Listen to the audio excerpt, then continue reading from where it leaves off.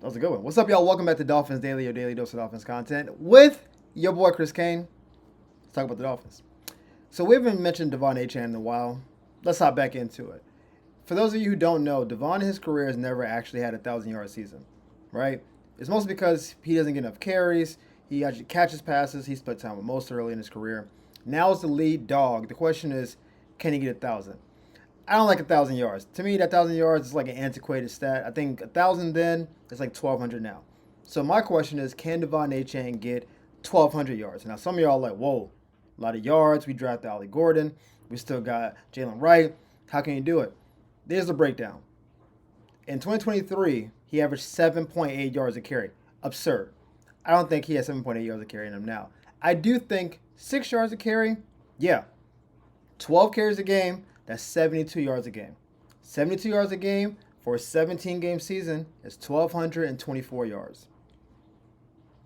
To me, that's more than doable. 12 carries a game, that seems right. I don't see him being a bell cow 15, 20 carries a game. And maybe his yards per carry goes down to 5 and some change if he gets over 14. Fine. There will be a game where he has 12 carries for 100 yards. He may have 12 carries for 60 yards. It will average itself out. I'm saying if he just does 6 yards a carry, 12 carries a game, every game for the season, he will get to 1,200 yards. I think that's more than doable. I think that should be a goal. I think making a Pro Bowl should be a goal, along with Derrick Henry and James Cook. I think that should be where his head is. 1,200 yards, 10 touchdowns, 500-ish yards receiving, and another couple touchdowns. That's what I'm looking for Devon this year. Big time production. He should be looking at the Breece Hall, the Bijan Robinsons, the Jahmyr Gibbsons, think, hey, why not me? We're all like around the same age, same draft class for a couple of them. Why not? I'm faster than all of them. Like, he quite literally is faster than all of them. Now, is he as big? No.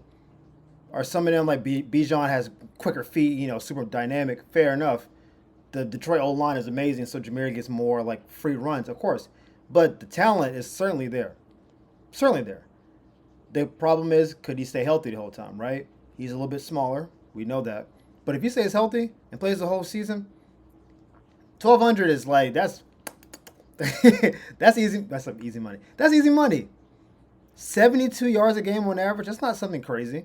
He can do that. Derrick Henry had almost 2,000 yards last year in his 30s. Now, Derrick Henry's Derrick Henry, but I'm saying if you play all the games, and because Devon is such a home run threat on every play, there will be 3 carries where he gets 4 yards. And then the next carry, he can get 50. Like, he's so liable to break. That's part of why Derrick Henry and Saquon Barkley had such big years last year. Yes, they're both amazing, probably top 2 backs in the league, like overall. But they both broke a lot of long runs. If you watch some of those Eagle games, like Saquon can have 10 carries for 14 yards. You're like, yeah, we got him in check, we good. And then you miss one tackle and it's 72 the other way. Then you look up, 13 carries, 101 yards and a touchdown. Pretty good game for Saquon. And it's like, was it? Because right before that ball was in the 20s. And then and all of a sudden he's here. Derrick Henry, how many 40-yard runs did he have? Fourth quarters, Derrick Henry's like 40 yards. All of a sudden you look up, Derrick got 130 yards? When did that happen? Oh, he had a 50-yard carry and a 30-yard carry and he walked out of the game. Devon Achane is so fast that if you take even slightly the wrong angle, he can be out of there. We saw it 2 years ago. That's what made us fall in love. Like, yo, Raheem was good because Devon he's out of there. I think 1,200 yards, 10 touchdowns should be the goal. I don't like the idea of 1,000. To me, that's underselling him. And I'm hoping that the team commits to the run enough. That's also a big deal. It's not just, do you have the talent to do it? Is the coach going to give you the chance? Is he going to lean into the run, which we've been begging? Like, coach, got to lean into the run at some point. Is he going to lean into the run enough to help him get there? I think he could. We're back on Jalen Ramsey watch, and a new team has kind of emerged as maybe a potential favorite, and that's the LA Chargers. For a number of reasons. One, they're not bringing Asante Samuel Jr. back. That seems like that bridge has been burned. So they have a lot of young corners on their team, and Jim Harbaugh has been doing the whole Justin Herbert MVP, Hall of Fame, whatever you want to say, like hype-wise. He's been out here talking about Justin Herbert, who, again, has literally not done anything in his career other than throw up numbers. Never won the big game, hasn't won the division, hasn't won the playoffs. giant, big arm, athletic, sure, hasn't done anything. They have a very short window. One, they're in the Chiefs division, which is a problem. Two, Bo Nix and the Broncos probably have a better overall team. Quiet as it kept. I know we love the Chargers because we all think Herbert is better than Bo Nix, but the way the Broncos have kind of put their team together, minus the albatross of Russell Wilson's contract, they're just a better built team, right?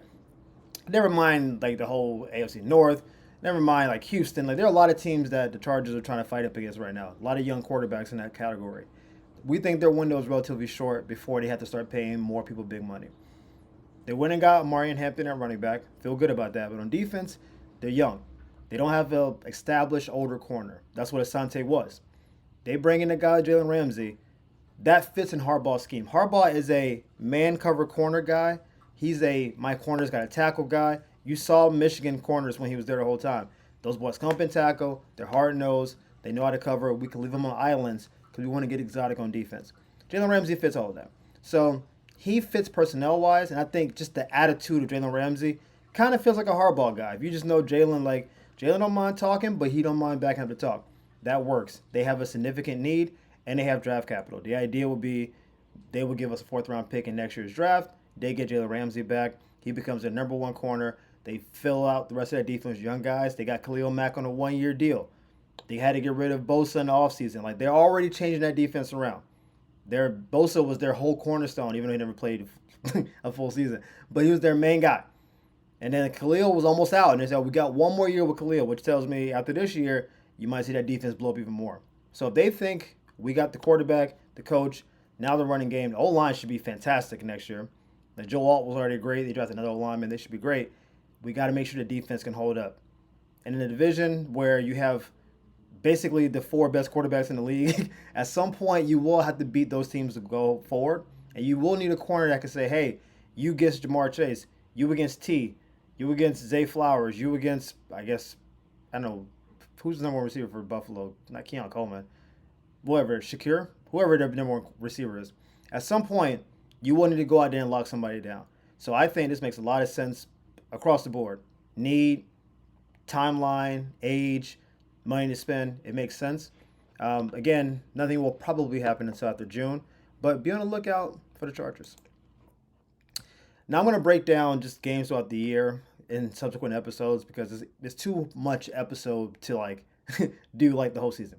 So we'll do, to me, the first significant game of the season. That's week 3 at Buffalo, Thursday night game. I saw the schedule in the last episode, but I didn't read that it was a Thursday night game. And I was like, oof. Because standalone games have not been great to the Dolphins. Don't get me started with the Titans Monday night game 2 years ago. Woof. Thursday night game, 2 against Cincinnati, concussion. We've had, playoff, Friday night, NBC game against the Chiefs, 0 degrees outside. We saw what happened. Those standalone primetime games have not really been the best showcase for the Dolphins. Now, we've also played a lot of teams in cold weather. That Tennessee game was at home. Unacceptable loss. Are you serious? Ugh. But this will be our first primetime game of the year against our arch rival at their place. Now, the beauty of this is that we get Buffalo early this year. I don't think it'll be cold. But this is really, is there going to be a fight for the division, or are we almost immediately jump into the wild card? That's what this determines. We beating Buffalo in week 3 and then not playing them again until week 10, I believe. There's enough of a gap there where, if you split with Buffalo, we typically are amazing against the Patriots. And against the Jets, it can go either way, but we typically are pretty good against both of those. You put yourself in a 4-2 division kind of space, maybe 5-1. Listen, man, you're already halfway to your playoff win total, but you will be competing for the playoffs the whole time. Buffalo's schedule is brutal. They play they play Baltimore to start the year, play Kansas City again. They played Philadelphia this year. Buffalo's schedule has 4 or 5 losses on it. Even as good as Buffalo is, first of all, they always lose a game to somebody that's not better than them. Then they play a lot of good teams throughout the year. It's spaced out. So I can see Buffalo going 12-5, which means that for Miami to get to 12-5 and maybe have the same record but win the conference, we got to beat Buffalo at least once. We can't be 0-2 against them. This first matchup The cold should not be a factor. Now, it could be unseasonably cold. It's New York. But even then, you're talking like maybe high 40s. 40s, Buffalo at home. To go to Buffalo and make a statement, get that win. At that point, we should be 3-0 based on who we're playing, and if we just hold our water, we should be 3-0, first place in the division, playing Buffalo. And if Buffalo loses opening day to Baltimore and then to the Dolphins, now they're 1-2, we're 3-0 that early in the year. Come on, man. Like, that's as good a way to start the season as you can get. It doesn't get better than that. Basically, it's like, hey, if you just beat the teams going forward on your schedule for the rest of the year, then you will most likely win the division. You only slip up if you start taking losses to the Atlantas of the world or the Clevelands or whatever. If you do your job, you should get there. Because Buffalo knows we still got tough matchups ahead of us. I'm predicting Baltimore's going to beat Buffalo off rip. So going into that game, that's a real easy way to get 2 games up very early and just, again, we finished the year at the Patriots.